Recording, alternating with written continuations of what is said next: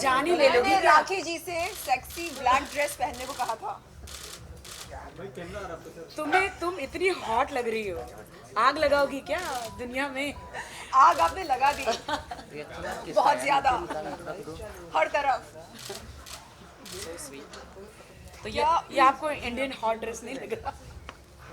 थोड़ा ये सा, वाइट नीचे करो। नहीं, कितना हाई क्यों ग्रीन है? वाला वाइट किसका? क्योंकि मैं शादीशुदा हूँ। वाइट नीचे लो, किसका है ग्रीन वाला वाइट? पहले ये म्यूजिक बंद हो जाए फिर उसको बोलिए ना, करेगा। बोला 2 मिनट बोला। वो बाहर म्यूजिक चल रहा है बेटा, वो मत लो। शादी का म्यूजिक है।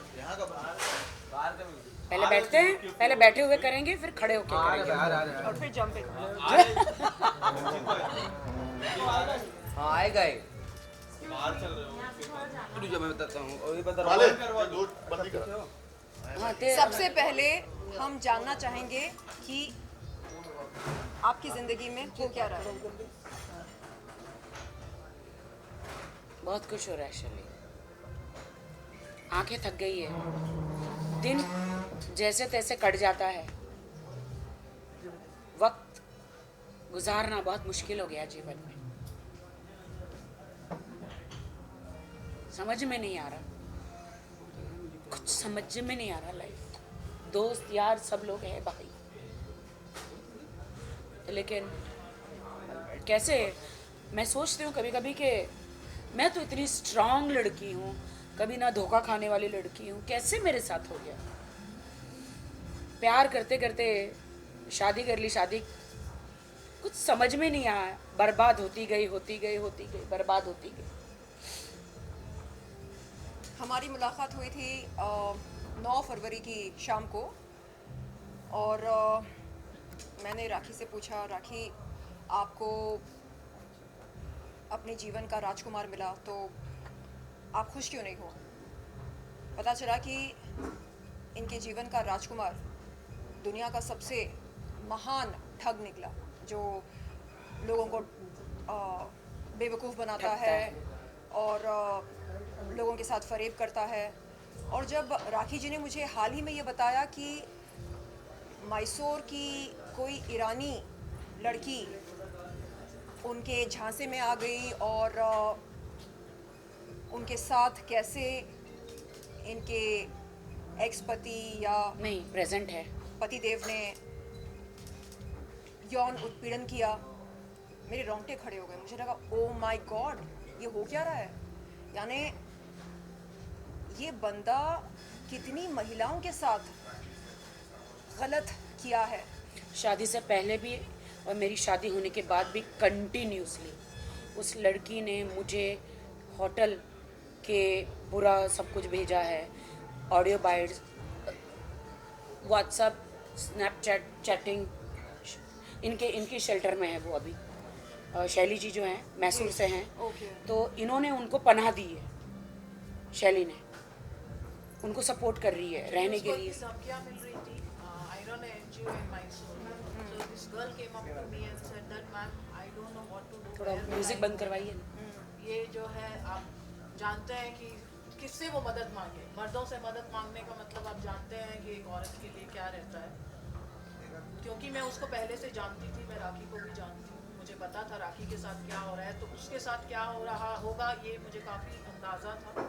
तो जब वो आई तो मैंने इस पर काफ़ी विचार किया, मैंने राखी से भी डिस्कस किया कि कैसे इसको हमें क्या करना चाहिए इस लड़की को, क्योंकि तू तो आवाज़ उठा सकती है, इसका क्या करेंगे? ये भी उसकी बहुत ज़्यादा, मतलब 5 सालों से ये लड़की के साथ जो है वो सब चल रहा था, जो राखी के साथ 7 महीने से चल रहा था।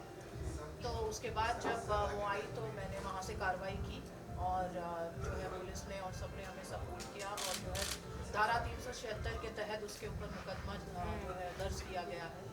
और मैसूर पुलिस इस वक्त हमारे साथ यहाँ आई हुई है, जो कस्टडी लेने के लिए जो है इंतज़ार में है कि कोर्ट कल क्या ऑर्डर देता है, उसके बेसिस पे जो है आगे की प्रोसीडिंग हमारी तरफ से। आज से 4 महीने पहले इस लड़की ने मुझे कॉल किया था मैसूर से, चीख चीख के रो रही है कि मुझे आदिल मार डालेगा, मुझे बचा लो।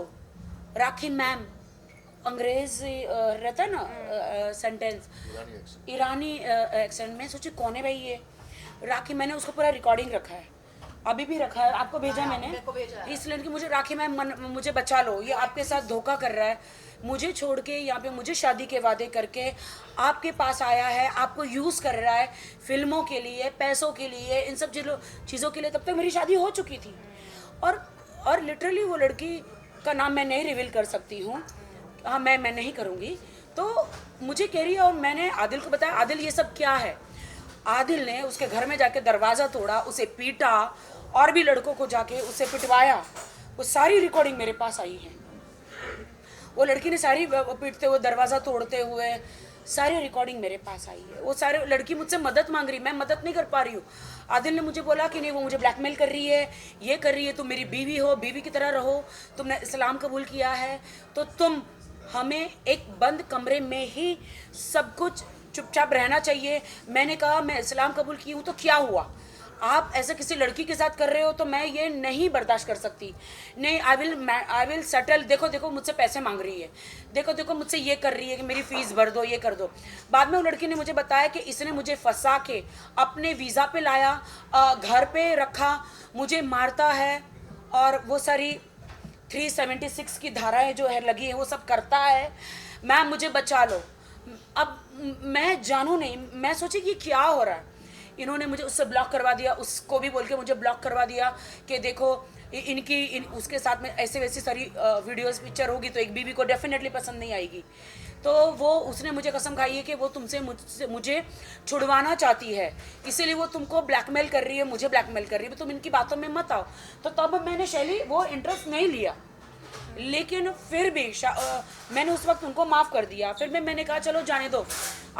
मुझे कहा कि उसकी माँ को कैंसर है, मैं उसको भेज दे रहा हूँ ईरान, और मुझे उस वक्त कहा गया कि ईरान भेज दिया। लेकिन बाद में फिर भी मुझे पता चला इन्होंने उनको जेवर खरीद के दिए, ऑडियो है मेरे पास, बिल्स है, इन्होंने उनको फ़ीस भरी, मेरे ही पैसों से फ़ीस भरी, केक भेज रहे, उनकी कैट्स को खाना तो चलो चल जाता है, उतना तो चल जाता है, उनके पास कैट्स इन्होंने दिए। मतलब पूरा खर्चा जो चला रहे थे सारे मेरे पैसों से पूरा खर्चा चला रहे थे।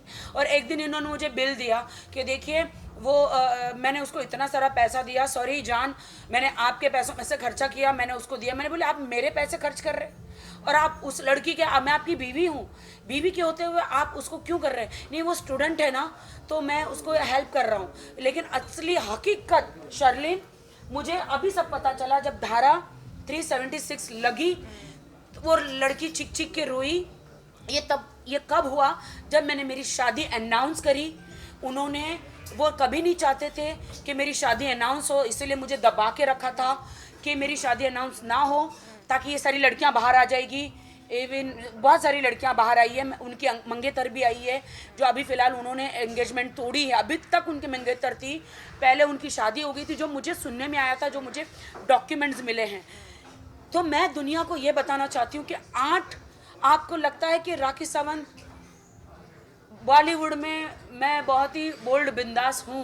बिल्कुल, हमें ऐसा लगता है कि हम बोल्ड हैं और हम शेरनी हैं, हमारे साथ कोई कुछ गलत नहीं कर सकता है। लेकिन वाहिद भाई आप देख रहे हैं कि हम जैसे लड़कियों के साथ यदि यौन उत्पीड़न, यौन शोषण मानसिक रूप से, शारीरिक रूप से, आर्थिक रूप से हो सकता है, तो आम लड़कियों के साथ क्या कुछ नहीं होता होगा इस दुनिया में। आदिल ने मुझे इतना ब्लैकमेल किया कि आप मुझे सलमान से मिलाओ, शाहरुख से मिलाओ, कार्तिक आर्यन से मिलाओ, मुझे फिल्म फेयर में ले जाओ, मुझे यहाँ ले जाओ।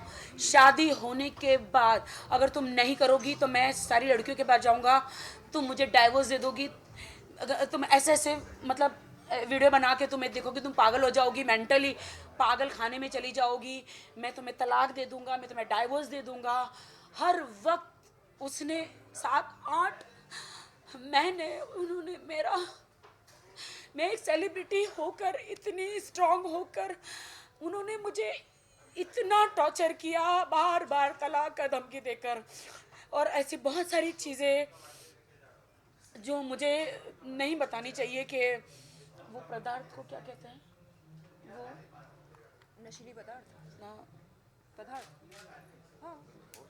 हाँ हाँ सब्सटेंस बूस्टर, वो पीकर मैं आपको नहीं बता सकती हूँ। वो मैं पुलिस ने वो सब कुछ उनके ड्रॉर में से निकाल कर लेकर गए। पुलिस के पास सारे प्रूफ है, मेरा मेडिकल भी किया गया है, उसमें वो सारी चीज़ें आ गई है। तो मैं ये कहना चाहती हूँ कि मेरे साथ, मैं इतनी स्ट्रांग लड़की हूँ, कभी धोखा न खाने वाली, कभी ठोकर न खाने वाली, मेरे साथ ऐसा आदिल खान दुरानी मेरे हस्बैंड ने किया है, तो हिंदुस्तान में और कितनी लड़कियों के साथ उन्होंने किया है। मैं लंदन गई थी 7-8 दिन के लिए। दुबई में मेरा एक हाउस है जो मेरे नाम पे ही है और जिसकी मैं EMI भरती हूँ। इन्होंने मुझे कहा तुम दुनिया को बोलो कि ये घर मैंने तुम्हें दिया है। मैं बोली मैं क्यों बोलूँ जब मेरी EMI जाती है। नहीं, तुम बोलो, मैं बड़ा बिजनेसमैन बनूंगा तो तुम्हारा ही फ़ायदा होगा। तुम मुझे इस अवार्ड में ले चलो, तुम मुझे फिल्म बनाओ, तुम मुझे वीडियो में करो, तुम्हारा हस्बैंड हूँ मैं, तुम मेरे लिए नहीं करोगी तो कौन करेगा। तो मैंने कहा कि आप ऐसे से हरकतें कर रहे हो, मैं कैसे बिलीव करूंगी। क्योंकि मुझे शैली ने बताया कि मेरे अकाउंट में 70 लाख रुपए आए थे मेरे इंश्योरेंस के। तो उन्होंने बताया कि उसको पता चला 70 लाख तेरे आए हैं। तो उन्होंने शैली को बताया देख मैं पैसे कैसे उड़ाता हूँ, इसको इस्तेमाल करता हूँ। शैली से बताएगी, शैली बताइए ज़रा। एक्चुअली मैं और राखी एक एग्रीमेंट कर रहे थे जहाँ पर इनकी पहली बार मुलाकात हुई। उसी दिन राखी को मैंने कुछ पैसे ट्रांसफ़र किए थे अपने अकाउंट से, तो वो अकाउंट में इसके क्रेडिट हुए या नहीं, बीच में आदिल बैठा था तो इसने उसको पास करते हुए दिया कि वो पैसे क्रेडिट हुए कि नहीं, जहाँ इसका बैलेंस इसको दिखाई दे गया, जो बैलेंस 70 लाख रुपीज़ था। आने के बाद उसने ये डिस्कशन मेरे साथ किया कि देखो मैं कार के बिजनेस में उससे कैसे इन्वेस्ट करवाता हूँ, मैं ये करता हूँ, मैं वो करता हूँ। तो मैंने उसको समझाया कि मैंने कहा ये सब ठीक नहीं है आदिल, जो तुम्हारे दिमाग में प्लानिंग चल रही है ये सब ठीक नहीं है। उसने बोला नहीं आप भी आ जाओ। मैंने कहा मेरे को कोई इंटरेस्ट नहीं है। और फिर मैंने राखी को ये सब बताने की कोशिश की कि उसका प्लान क्या है, उसके दिमाग में क्या चल रहा है। तो उसने राखी को जो है मुझे ब्लॉक करवा दिया। उसने बोला कि ये नहीं चाहती है कि हम दोनों एक साथ रहें, एक साथ मिलें या हमारा कोई आपस में संबंध बने, तो आप उस औरत को पहले ब्लॉक कर दीजिए। तो उन्होंने जो है मुझे ब्लॉक किया। मैंने और भी कई बार कोशिश की, बाद में भी राखी को बताने की इंटेंशन क्या है और उसका क्या इरादे हैं इस सब को लेके, लेकिन जब भी मेरी कभी उनसे किसी बारे में बात होने की कोई भी मैं ट्राई करती तो उसने हमेशा राखी को बोला मुझे ब्लॉक कर दो। ब्लॉक ठीक कर बोल रही हूँ राखी। इनफैक्ट हमारा कुछ वो एक्चुअली मैसूर से जो भी मुझे कॉल आता है वो सबको ब्लैक करने के लिए बोलते हैं ब्लॉक, और जो भी लड़की का मुझे कॉल आता है वो सब बोलते हैं कि नहीं वो मुझे ब्लैकमेल कर रही है राखी, वो तुमको मुझसे जुदा